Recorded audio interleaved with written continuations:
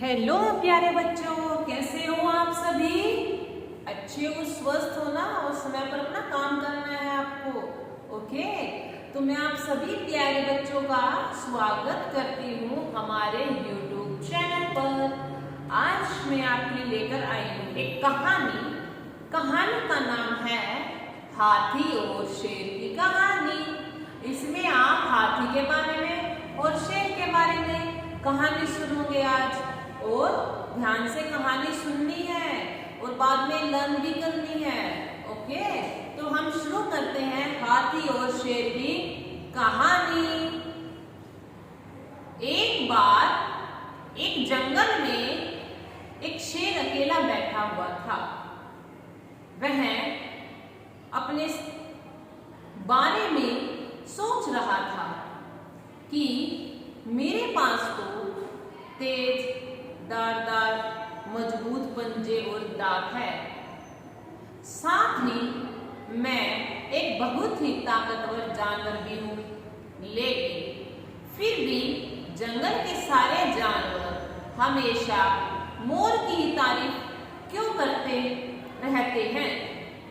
अब एक जंगल में एक शेर है जो कि अकेला बैठा हुआ है और वह अपने बारे में सोच रहा है कि वो तो इतना तेज धारदार और मजबूत पंजे दांत सब है उसके पास और इतना ताकतवर है, होशियार है, लेकिन फिर भी जो जंगल के बाकी जो जानवर है वो मेरी तारीफ तो करते ही नहीं है। वो तो मोर की तारीफ करते हैं, सब उसी के बारे में बात करते हैं।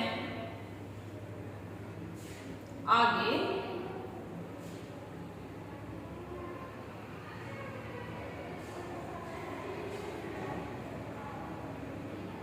दरअसल शेर को इस बात से बहुत जलन होती है कि सभी जानवर मोर की तारीफ करते थे।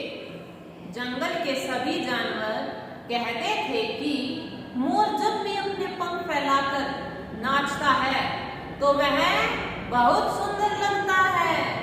यही सब सोचकर शेर बहुत दुखी हो गया। वह सोच रहा था कि इतना ताकतवर होने और जंगल का राजा होने पर भी कोई उसकी तारीफ नहीं करता। ऐसे में उसके इस जीवन का क्या मतलब है?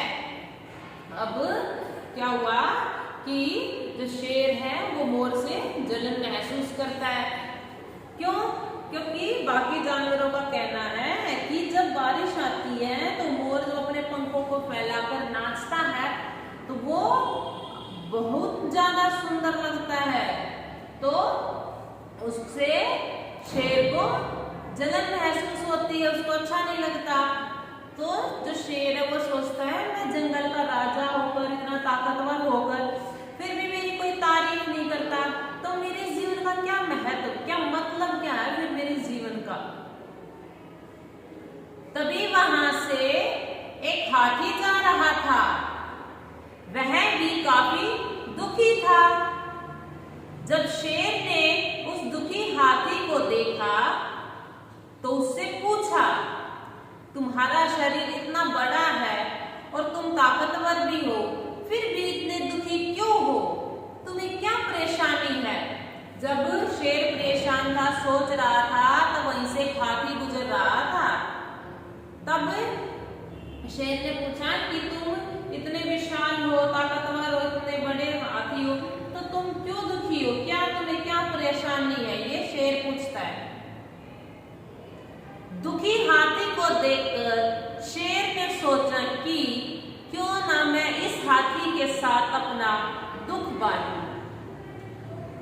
उसने आगे कहते हुए हाथी से पूछा कि क्या इस जंगल में ऐसा कोई जानवर है जिसे तुम्हें जलन होती है और वह तुम्हें हानि पहुंचाता हो? शेर ने हाथी से कहा कि चलो मैं इस हाथी से पूछ लेता हूँ, अपना दुख बांट लेता हूँ। शेर ने सोचा तो उसने पूछा, क्या तुम्हें इस जंगल में, पूरे जंगल में कोई ऐसा जानवर है जो तुम्हें तकलीफ देता हो, जो तुम्हें अच्छा नहीं लगता हो, जो तुम्हें हानि पहुंचाता हो, तुम्हें उससे जलन महसूस होती हो? ये शेर ने पूछा। शेर की बात सुनकर हाथी ने कहा, जंगल का सबसे छोटा जानवर भी मुझे जैसे बड़े जानवर को परेशान कर सकता है। अब हाथी ने कहा शेर की बात सुनकर कि इस जंगल में जो छोटे से छोटा जानवर है वो भी मुझे परेशान कर सकता है। शेर ने पूछा, वह कौन सा छोटा जानवर है? हाथी ने कहा, महाराज, वो जानवर चींटी है। वह इस जंगल में सबसे छोटी है, लेकिन जब भी वो मेरे कान में घुसती है तो मैं दर्द के मारे पागल हो जाता हूँ। हाथी ने अपना बता दिया कि सबसे छोटी जो चींटी है, अगर वो मेरे सूंड में या नाक में सूंड में या कान में चली जाती है तो उससे मैं पागल हो जाता हूँ। इतनी छोटी सी चींटी मुझे पागल बना देती है। हाथी की बात सुनकर शेर को समझ आ गया कि मोर तो मुझे चींटी की तरह परेशान भी नहीं करता, फिर भी मुझे उससे जलन होती है। ईश्वर ने सभी प्राणियों को अलग अलग खामियां और खूबियां दी है, इसी वजह से सारे प्राणी एक जैसे ही ताकतवर या कमजोर नहीं हो सकते। अभी शेर को ये बात समझ आ गई है कि सभी एक जैसे नहीं हो सकते। मैं तो फालतू में ही परेशान हो रहा हूँ। जब चींटी हाथी को परेशान कर सकती, इतनी छोटी सी चींटी इतने बड़े हाथी को परेशान कर सकती है, तो जो मोर है वो तो मुझे परेशान भी नहीं करता। और कहता है कि जो ईश्वर ने सभी प्राणियों को यहाँ भेजा है तो उसमें कुछ खामियां भी है और कुछ खूबियां भी है। सभी एक जैसे ताकतवर और कमजोर तो नहीं हो सकते, तो सब अलग अलग यहाँ पर है। ये कहा किसने? हाथी ने, सॉरी शेर ने कहा था ये। इस तरह शेर को यह समझ आ गया है कि जैसे सभी ताकतवर जानवर में भी खूबियों के साथ कमियां हो सकती है। इससे शेर के मन में उसका खोया हुआ आत्मविश्वास फिर से बढ़ गया और उसे मोर से जलन करना बंद कर दिया। अब शेर को अच्छे से समझ आ गया था कि ताकतवर जानवर में भी खूबियों के साथ कमियां हो सकती है। अगर ताकतवर हूं तो कुछ तो कमियां होंगी ही ना, तो उन्हें एक्सेप्ट कर लिया, उन्होंने मान लिया और मोर से ईर्ष्या करनी उन्होंने बंद कर दी। और अपना जो आत्मविश्वास था कि अब तो मैं कुछ नहीं कर सकता, मेरे कोई फायदा ही नहीं है इस जीवन का, वो सब उसने छोड़ दिया। उसने अपने आत्मविश्वास डेवलप किया, खोया हुआ जो आत्मविश्वास था वो और भी ज्यादा बढ़ गया। तो इससे प्यारे बच्चों हमें यह सीख मिलती है कि हमें कभी भी किसी को खूबी देखकर उससे नहीं जलना चाहिए, क्योंकि हम सभी में अलग अलग खूबियां और कमियां होती है।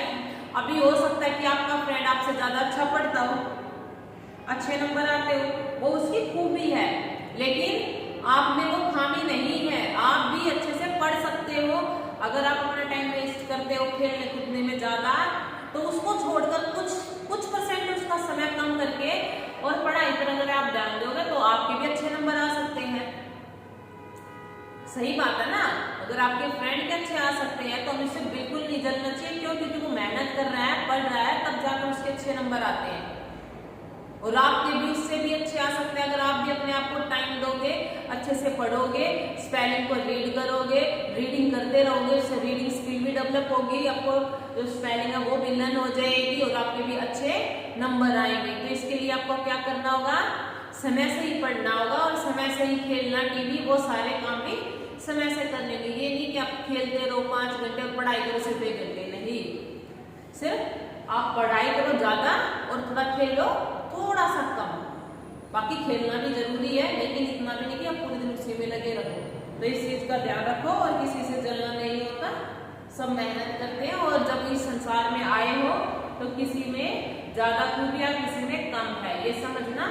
और पर किसी से जलन नहीं करनी, अपने आप को और बेटर प्रूफ कर सकते हो अच्छे से पढ़कर। ओके प्यारे बच्चों, कहानी कैसी लगी? आप वीडियो को लाइक करके और हमारे चैनल को सब्सक्राइब करके जरूर बताना और जितना हो सकता है उतना आगे शेयर जरूर करना वीडियो को। Thank you.